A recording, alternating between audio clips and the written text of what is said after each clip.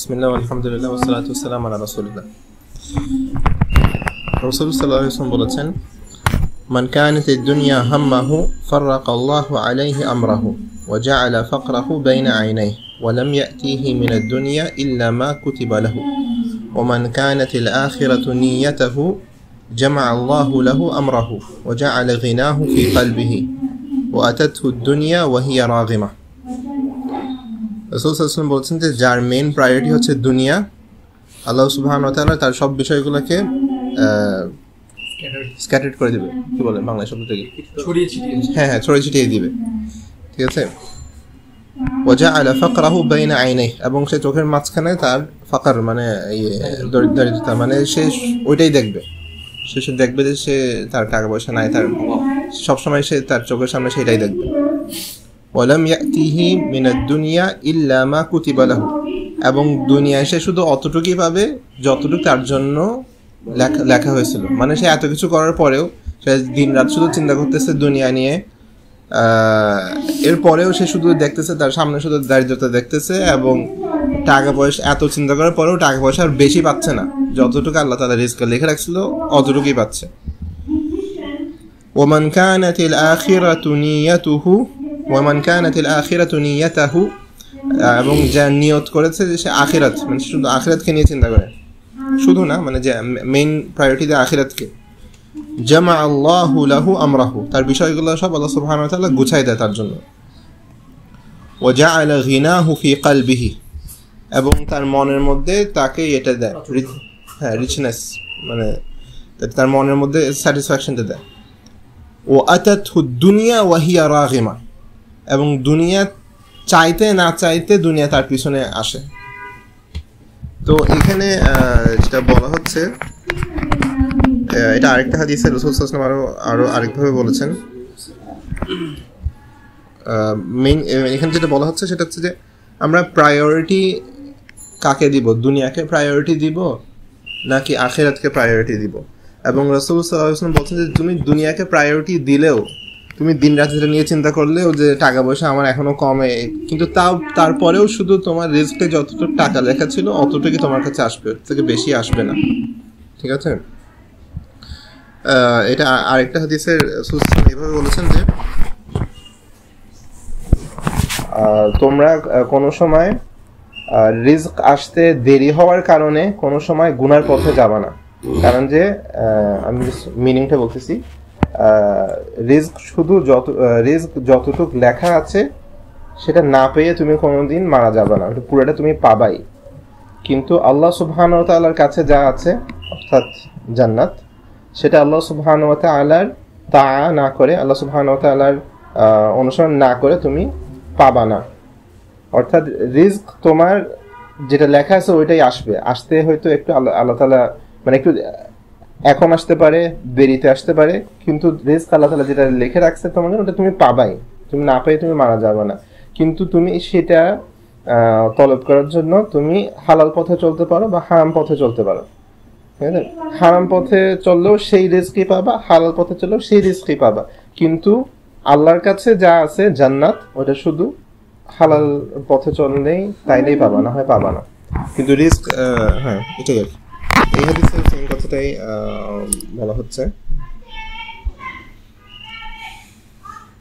এবং রাসূল সাল্লাল্লাহু আলাইহি ওয়াসাল্লাম যে শব্দগুলা ব্যবহার করেন এগুলা খুবই অ্যাকুরেট হয়। মান কানাতিদ দুনিয়া হাম্মাহু, হাম মানে একদম মানে হ্যাঁ, এটা তার এইটা নিয়ে সে সবসময় চিন্তা করতেছে। ঠিক আছে। আখিরাতের কথা বলছে, মান কানাতিল আখিরাতু নিয়াতাহু, মানে সে তার মেইন সে নিয়ত করছে আখিরাত। ঠিক আছে। এবং আমরা জানি সবসময় ওইটার উপর মনোযোগ থাকে না, মাঝে মাঝে ছুটে যায়, টেনশন ছুটে যায়, কিন্তু আমরা মেইন নিয়ত করি যে আমরা এই কাজটা আখিরাতের জন্য করতেছি। তো আর দুইটার পার্থক্য কি বলছে যে হাম হচ্ছে দুনিয়া, যার একদম সবসময় টেনশন হচ্ছে দুনিয়া, সে তার কাছে তার বিষয় সব মানে ছড়ানো ছিটানো হবে, সে তার কাছে কিছু গুছানো মনে হবে না। এইদিকে টাকা করতেছে, আবার ওইদিকে একটা নতুন একটা খরচ আসলো, সব ছিটানো, এবং সে চোখের সামনে সে শুধু দারিদ্রতা দেখবে। যেটা একটা আগের বেশ কয়েকটা হাদিস আমরা পড়ছি যে রাসূল সাল্লাল্লাহু আলাইহি ওয়াসাল্লাম এর উদাহরণ দিয়েছে যে খাইতে থাকে কিন্তু কোনোদিন পেট ভরে না, তার কাছে কোনো সময় মনে হবে না যে তার এনাফ আছে। এখন বেতন বাড়লেও তার কাছে মনে হবে না যে এখন এনাফ আছে, এরকম কোনো সময় মনে হবে না। সবসময় মনে হবে যে মানে সবসময় চোখের মাঝখানে শুধু দারিদ্রতাটাই দেখবে, যে আরো তো লাগবে, আরো তো এটা। কিন্তু যে নিয়ত করছে যে সে আখিরাতের জন্য কাজ করতেছে, সবসময় আখিরাত নিয়ে টেনশন করতে পারলে তো আরো ভালো, কিন্তু রাসূল অতটুকু বলে নাই। বলছে যে নিয়ত করছে যে সে আখিরাতের জন্য কাজ করতেছে, তাহলে আল্লাহ সুবহানাহু ওয়া তাআলা তার মনের মধ্যে সেই রিচনেসটা দিবে, তার স্যাটিসফ্যাকশনটা দিবে। এবং এটা আমরা গতকালকে না পরশু যখন লাস্ট আলোচনাতেও আমরা এটা ডিসকাস করছিলাম যে মানে মেইন রুল যেটা দিয়ে আমরা সবগুলা গুছিয়ে আনতে পারি সেটা হচ্ছে যে আল্লাহ আমাদেরকে যতটুকু দিয়েছে সেটা দিয়ে খুশি থাকা। আরো বেশি পেতেও চেষ্টা করতে পারি, সেটা পাইলে আলহামদুলিল্লাহ, না পাইলেও আলহামদুলিল্লাহ। বা আর্নিং আরো কমে গেলে সেটাতেও আমরা বেশি টেনশন করবো না, বলবো আলহামদুলিল্লাহ, আল্লাহ যা ইচ্ছা তাই হয়েছে, চেষ্টা করবো আরো করতে আমরা দরকার অনুযায়ী।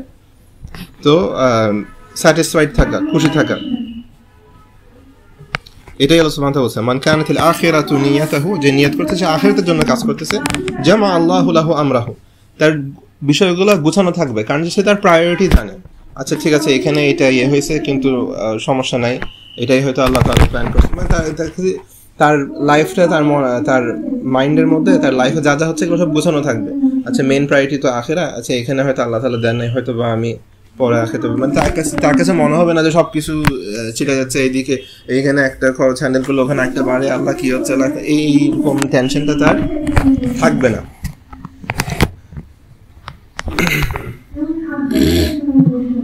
সূরা বাকারাতে আল্লাহ সুবহানাহু ওয়া তাআলা কি বলেছেন আদম আলাইহিস সালামকে দুনিয়াতে পাঠানোর পরে? আয়াতটি জানি, ফামান তাবিআ হুদায়া ফালা খাউফুন আলাইহিম ওয়ালা হুম ইয়াহজানুন, ফামান তাবিআ হুদায়া ফালা খাউফুন আলাইহিম ফালা হুম ইয়াহজানুন, যে আমার দেওয়া হিদায়াতকে যে ফলো করবে সে কোনো ভয় পাবে না এবং সে মন খারাপ করবে না। এখানে কিন্তু মানে আল্লাহ সুবহানাহু ওয়া তাআলা বলছে যে আল্লাহ সুবহানাহু ওয়া তাআলার হিদায়াতটা ফলো করলেই কোনো ভয় থাকবে না, কোনো টেনশন থাকবে না। টাকা পয়সা থাকুক, টাকা পয়সা না থাকুক, টাকা পয়সা বাড়তেছে কমতেছে কেন, এই যে এখানে যেটা বলছে যে আমি আল্লাহ তাআলা আপনার জন্য আপনার প্রায়োরিটিগুলো লাইফে যা সব কিছু গুছাই আনবে, আপনার কাছে সব অর্গানাইজ মনে হবে। ঠিক আছে, এটা হয়তো আল্লাহ তাআলা পরীক্ষা করার জন্য করতেছে, এটা হয়তো আমি আখিরাতে হয়তো গিয়ে এটা একটু আরো বেটার কিছু একটা পাবো, এই বিষয়গুলো সব আপনার মাইন্ডে একটা অর্গানাইজ থাকবে। ও সেটা তো এই কারণে হচ্ছে, ও চাকরি চলে গেছে কারণ যেটা আল্লাহ তাআলা পরীক্ষা করতেছে তাই, ঠিক আছে। ও আরো টাকা আরো বেশি আসছে, এটাও আল্লাহ থেকে একটা পরীক্ষা, এটা আমাকে আল্লাহর কথা অনুযায়ী খরচ করতে হবে। সবকিছু আপনার মাইন্ডে অর্গানাইজ থাকবে যে এটা কেন হচ্ছে, এটা কেন হচ্ছে। কিন্তু যার কাছে মানে আখিরাতকে ইকুয়েশনের বাইরে ফেলে দিছে, আখিরাতকে প্ল্যানের বাইরে ফেলে দিছে, চিন্তার মানে যেভাবে সবকিছুকে অ্যানালাইজ করে ওখান থেকে জাস্ট আখিরাতটা বাদ দিয়ে দিছে, সব হঠাৎ করে এটা হয়ে গেল, আবার ওখানে এখন কেমনে ম্যানেজ করবো আমি, এখন সব মানে সবকিছু ডিসঅর্গানাইজ থাকবে, ঠিক আছে না। এবং দেখেন এখানে সুবহানাল্লাহ, এটা হচ্ছে কোরআন সুন্নাহর একটা সৌন্দর্য, সবগুলা কথা মানে কোনো নাই, কোনো কন্ট্রাডিকশন নাই, সবগুলো কথা একসাথে। মানে আপনি দেখতেছেন আমি এখানে টাকা পয়সা নিয়ে যেটা বলছে এটাকে আমি মিলাই ফেলছি আদম ইসলামকে আল্লাহ সুবহানাহু ওয়া তাআলা এক কথাই বলে দিয়েছে দুনিয়াতে কি হবে, ফামান তাবিআ হুদায়া ফালা খাউফুন আলাইহিম ওয়ালা হুম ইয়াহজানুন, আমার হিদায়াতকে ফলো করলেই আর কোনো ভয় থাকবে না এবং মন খারাপ হবে না। এটা সব কিছুতে অ্যাপ্লাই করে, এটা আপনার ফ্যামিলি লাইফে, আপনার ফ্যামিলি আব্বা আম্মার সাথে, বাচ্চাদের সাথে, ভাই বোনের সাথে, কাজিনদের সাথে সম্পর্ক যেগুলো আছে, টাকা পয়সার সাথে আপনার যেগুলো সম্পর্ক আছে, সব কিছুতে এটা অ্যাপ্লাই করে যে আল্লাহ সুবহানাহু ওয়া তাআলার দেওয়া হিদায়াতটা যে ফলো করবে তাহলে তার কোনো টেনশন থাকবে না, কোনো ভয় থাকবে না। আজকে এতটুকুই শেষ করি। সুবহানাকাল্লাহুম্মা ওয়া বিহামদিকা আশহাদু আল্লা ইলাহা ইল্লা আনতা আস্তাগফিরুকা ওয়া আতুবু ইলাইক।